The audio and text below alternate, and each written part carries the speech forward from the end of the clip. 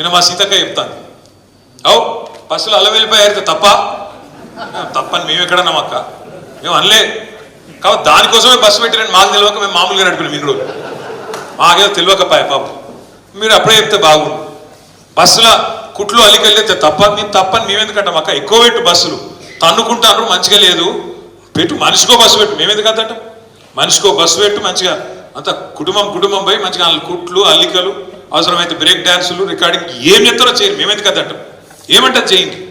కానీ ఇట్లా ఈ రకంగా బస్సులలో కొట్టుకునే పరిస్థితి ఎప్పుడైనా ఉన్నారా? కేసీఆర్ ఉన్నప్పుడు సీట్ల కోసం కొట్టుకున్నాడు, సిగలు పట్టుకున్నాడు, గుద్దుకున్నాడు, ఎన్నెన్ని చూస్తున్నాం కొత్త బస్సు అన్నారు. ఇవాళ బస్సు పరిస్థితి ఎట్లుందో మీరే చూస్తున్నారు. ఆఖరికి ఆర్టీసీ కార్మికులు, డ్రైవర్లు, కండక్టర్లు వాళ్ళని ఎత్తిపట్టుకునే పరిస్థితి వచ్చింది. ఇక్కడ వాళ్ళ సీట్లకి వెళ్ళి నువ్వు కూడా కూర్చుంటారు ఇవాళ.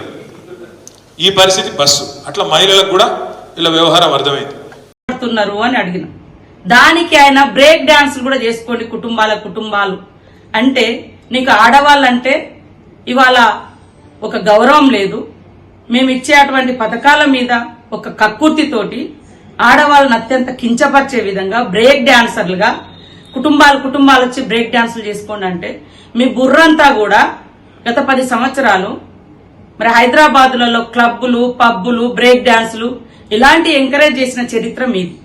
కానీ నేను మహిళల్ని గౌరవించే వ్యక్తులుగా నేను గాని, కాంగ్రెస్ పార్టీ గాని, మా సీఎం గారు గాని మహిళలకు ఏ అవకాశం ఇచ్చినా వాళ్ళు ఆర్థికంగా ఎదగాలని, వాళ్ళు శ్రమ కోరుకునే వాళ్ళు, శ్రమ చేసే శ్రమజీవులు ఆడవాళ్ళు కాబట్టి వాళ్ళకున్న టైం తక్కువలో వాళ్ళకుండేటువంటి టైంలో ఏదున్నా కూడా టైం వేస్ట్ చేసుకోకుండా చేసుకుంటారు అని మాట్లాడినాం. అందులో తప్పేముంది? ఇవాళ మీరే అంటుర్రు కొట్టుకుంటారు ఇట్లా అవుతుంది. ఖాళీగా ఉన్నప్పుడు, సీటు ఖాళీగా ఉన్నప్పుడు ఇంటికి పోయే క్రమంలో సరే వాళ్ళ ఇంటికాడ పోయి చేసుకునే పనులు బస్సులో కూర్చొని చేసుకుంటున్నారు, ఇతరికి డిస్టర్బెన్స్ కాకుండా. దాన్ని మాట్లాడితే మీరు బ్రేక్ డాన్సులతోటి ఆడవాళ్ళని పోల్చడం అంటే ఇంతకంటే దుర్మార్గం ఏమైనా ఉందా? ఒక్కసారి మహిళలు ఆలోచించాలి, మహిళా లోకం ఆలోచించాలి. ఏం మాట్లాడుతున్నారు కేటీఆర్ వాళ్ళ పార్టీ?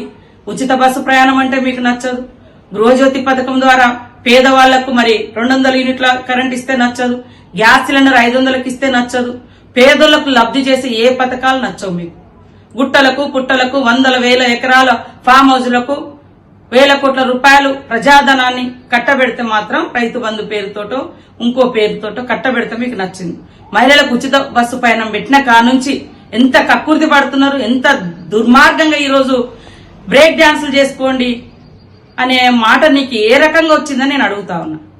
నేను వాళ్ళ బస్సు ప్రయాణంలో వాళ్ళు కూర్చున్న సీట్లలో గంటల తరబడి ప్రయాణంలో మరి ఖాళీ కూర్చోకుండా వాళ్ళకు చేతనైన పని వాళ్ళు